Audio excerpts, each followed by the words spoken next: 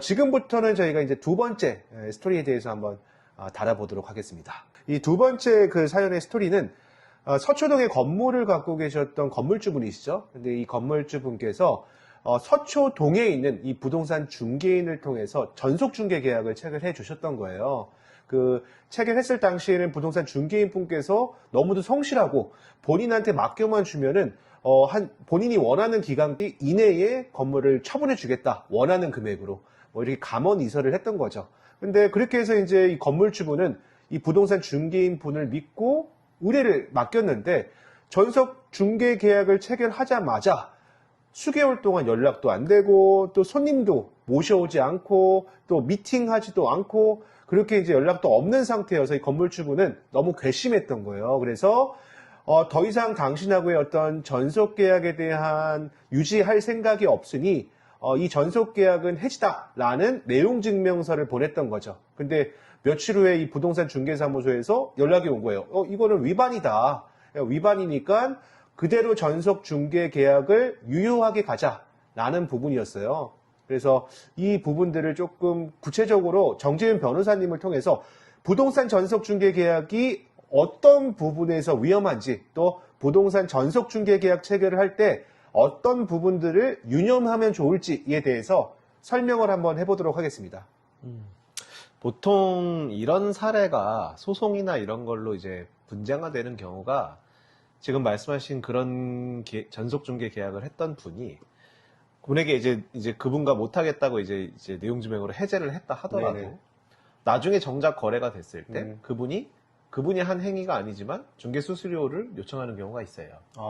그러면은 무조건적으로 전속 계약을 체결을 했고 그 전속 계약 기간 중에 이 사람이 연락을 안 했다라고 해도 네. 이 사람한테 과실이 있다라고 보면 안 되는 거네요. 아니 꼭 그런 건 아닙니다.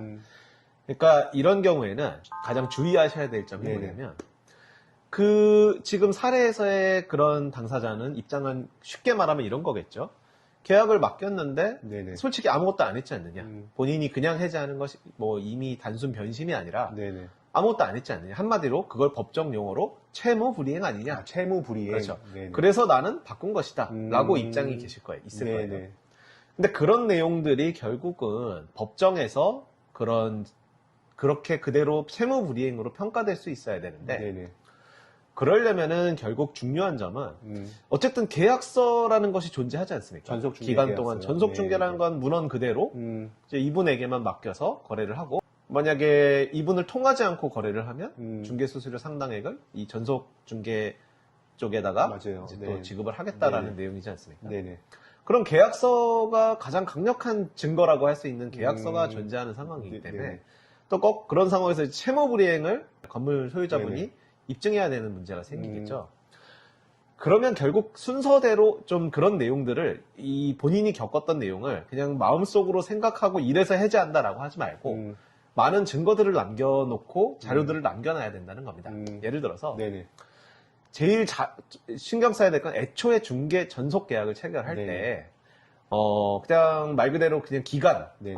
뭐 희망 가격 이렇게만 네. 정해서 할 것이 아니라 그 전속 기간 동안 예를 들어서 뭐 월 단위가 됐든 뭐 보름 단위가 됐든 뭐 그동안의 활동 내역을 어떤 취지로 어떻게 보고해달라. 보고의 활동 내역을. 의무. 예, 그런 것들을 계약서 내용에 아예 집어넣어 놓으면 말씀하셨듯이 중개 전속 계약을 했는데 아예 맞아요. 연락도 되지 맞아요. 않아 하면 네네. 일단 그 계약서에 있는 그런 내용을 위반했다라고 뭐 명문화된 계약서에 나오는 그 계약 내용을 위반한 게 되지 그렇죠. 않습니까? 예. 그런 경우에 그런 내용을 들어서 채무 불이행에 기해서 이 전속 중개 계약을 해제한다라는 내용 증명우편을 보내면 네네. 더 누가 봐도 수긍할 수 있는 내용이 된다는 거죠. 그럼 내용 증명을 발송을 했는데 그 부동산 중개인이 그 어떠한 답변도 하지 않았어요. 그 답변도 안 한 상태에서 이 건물주는 계약이 해지된 줄 알고 네. 이거는 다른 중개인을 통해서 거래를 해야 되겠다라고 생각을 했고 그렇게 해서 매매 계약이 체결이 됐어요. 네. 그럼 그런 상황에서 어떻게 되는 거죠? 그러니까 어떤 사람도 어떤 전속 중개했던 분이 소송을 걸어온다. 그것이 이유가 있든 없든 소송을 걸어온다라는 것을 막을 수는 없죠. 그렇죠? 소송을 걸어오되 그 소송을 방어가 가능하느냐. 네네. 그거에 대한 준비를 어디까지 하느냐가 결국 그 소유자가 할 수 있는 최선의 액션인 거거든요. 음. 그러니까 결국 그 내용이 아까 말씀드렸듯이 네네. 조목조목 이분이 전속 중개에 따른 내용을 어떤 것을 안 하고 어떤 것을 안 했다는 것을 속으로만 생각하지 말고 그런 내용을 명시적으로 내용 증명호편을 통해서 보내든 아니면 뭐 문자 메시지나 뭐 연락을 해서 내용을 전달해 놓든 그런 것들을 최대한 풍부하게 자료를 마련해 놓고 순서대로 그러니까 네. 채무 불이행에 기해서 이러이러한 용역 계약 아니겠습니까? 네네네. 이러이러한 업무를 하지 않았으므로 이 계약을 해지할 수밖에 없다. 해지하도록 하겠다라는 취지의 의사표시를 굉장히 풍부하게 해놓는 겁니다. 그러고 나서 순서대로 이제 소유자 입장에서 이것을 뭐 급하게 팔고 싶은 것이라면 그러고 나서 이제 뭐 다른 용역 업체에다가 다른 업체에다가 일을 맡기든 아니면 본인이 스스로 매각을 주선하든 하고 나서 네네. 나중에 이분이 아무런 기여를 하지 않았던 예를 들어서 계약 당사자가 뭐 본인 전속 계약에 따라 수수료를 줘야 된다라고 했을 때 그러한 소송을 방어할 수 있는 논리가 두텁게 준비가 되는 거죠. 한마디로 이 부동산 중개인이 자신의 권리를 주장하려고 하면은 네. 본인이 해야 될 의무가 정확하게 이행이 됐냐라는 그렇죠. 부분들을 체크를 해야 되는데 그렇죠. 그러기에 앞서서 이제 체크를 해야 될 거는 전속 중개 계약을 체결할 당시에 각각의 의무들에 대한 부분과 그 의무에 기한 권리들을 나열을 해야 된다. 그렇죠. 그게 많을수록 더 되도록 유리하다. 계약서에 그런 내용을 명시하는 것이 그런 분쟁을 예방할 수도 있고 네네. 분쟁이 발생했을 때 유리하게 풀어갈 수 있는 최선의 조치가 된다라는 말씀입니다. 네, 여러분들 저희 그 정재윤 변호사님 얘기 잘 들어보셨죠? 그러니까 그 여러분들께서 함부로 어떤 전속 중개 계약을 체결해 주실 게 아니라 이 전속 중개 계약을 체결하더라도 내가 이 전속을 함으로써 누릴 수 있는 효과가 어떤 게 있는지 또 이 부동산 중개인이 과연 그만큼의 자질이 있는지 이런 여러 가지 부분들을 놓고 전속 중개 계약을 체결해야 되지 자칫 그냥 도장만 찍었다가 나중에 수수료 청구에 대한 당사자가 될 수 있습니다. 그러니까 이 부분들은 조심하셔야 됩니다. 지금부터 이제 세 번째 사례를 소개시켜 드려 볼게요. 이 세 번째 소송 사례거든요. 이 세 번째는 상가 임차인분이 계셨어요. 그리고 이제 상가 건물에서 한 12년 동안 영업을 하셨죠. 꾸준하게 영업을 하시면서 자리도 잡고 또 매출도 어느 정도 자리를 잡으셔서 이제 증진을 시켰는데 어느 날 갑자기 이제 건물주한테 전화를 하셔서 본인이 종합소득세가 너무 많이 나오니까 나 홍길동의 명의에서 내 친한 지인인 김말자라는 분한테 명의를 변경해달라고 하셨어요. 그래서 이제 이 건물주분은 그냥 명의만 변경해 주는 거니까 관계없지 않을까 싶어서 일단 명의를 변경해드렸는데 나중에 알고 보니까 이 김말자로 변경된 순간부터 12년의 연속된 계약이 아닌 다시 그때부터 10년 동안 계약갱신이 새롭게 생긴 것이다 라는 부분들 때문에 저희 정재윤 변호사님한테 또 문의를 주셨어요. 또 이 부분들에 대해서 저희 정 변호사님의 의견을 들어보도록 하겠습니다. 예. 그러니까 결국은 당사자가 생각할 때는 본인이 겪으신 일이니까 본인이 겪으셨을 때는 그냥 임차인 명의만 바꾼다라고 본인은 들었다라고 말씀을 하시지만 네. 제가 거듭 안내를 드리는 것은 네네. 본인이 인지하고 있었던 내용과 네네. 이 상황을 객관적으로 보는 객관적으로 봤을 때 네네. 그걸 법원의 입장에서 봤을 때 네.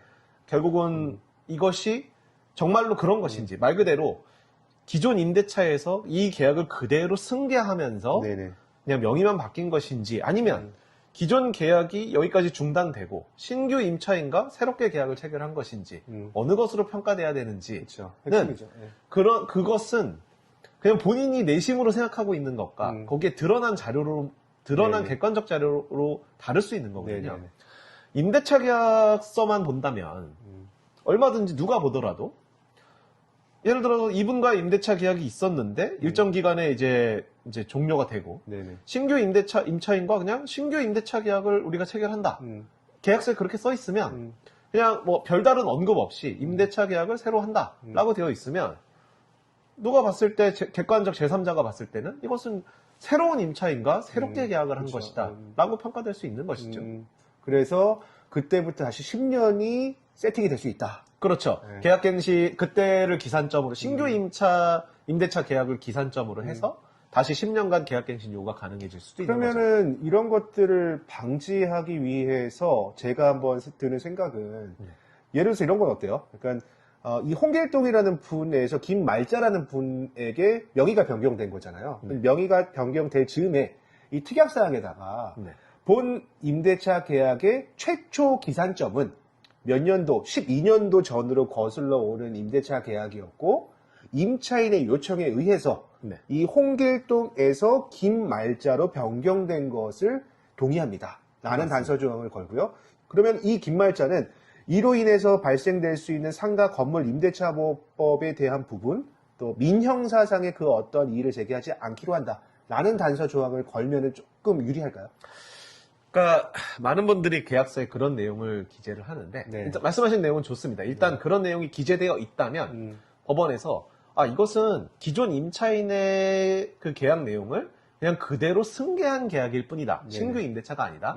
그런 주장을 하는 데 있어서 유리한 증거 자료가 되겠죠. 그런데 보통 어떠한 민형사상 조치를 하지 않기로 한다. 라는 그냥 문헌 그대로의 내용이라든지 그냥 기산일을 우리는 상임법상의 10년 보장되는 네. 기간을 우리는 뭐 기산점을 당사자가 합의해서 이전으로 바꾼다라든지 이런 것은 사실상 또 어떻게 보면 다 강행규정 그렇죠. 위반으로 다 있으나 마나한 다 그런 내용이 있어봤자 법률 효력이 없는 문헌으로 취급될 우려가 있거든요.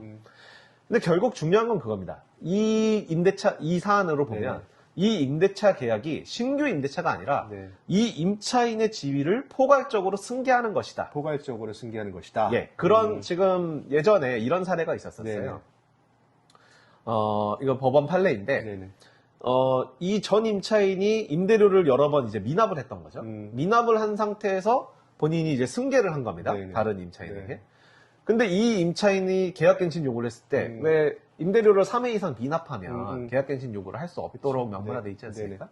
그럼 이 신규 임차인에게 우리는 계약갱신을 할 수 없다. 왜냐? 전 임차인이 3회 미납했기 때문에 라는 사유로 건물 인도를 할 수 있느냐? 네. 거기서 법원은 임대인의 손을 들어줬었죠. 아. 왜냐?